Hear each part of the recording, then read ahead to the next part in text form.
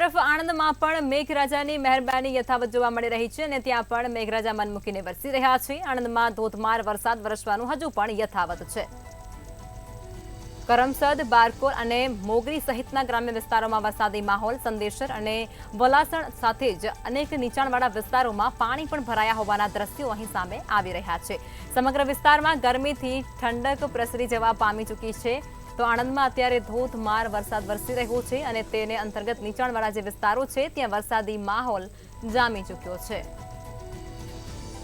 સંદેશર, વલાસણ સહિતના નીચાણવાળા વિસ્તારોમાં પણ અત્યારે વરસાદી માહોલ જામી ચૂક્યો છે અને તેને જ કારણે નીચાણવાળા વિસ્તારોમાં પાણી ભરાયા હોવાની પરિસ્થિતિ સર્જાય છે।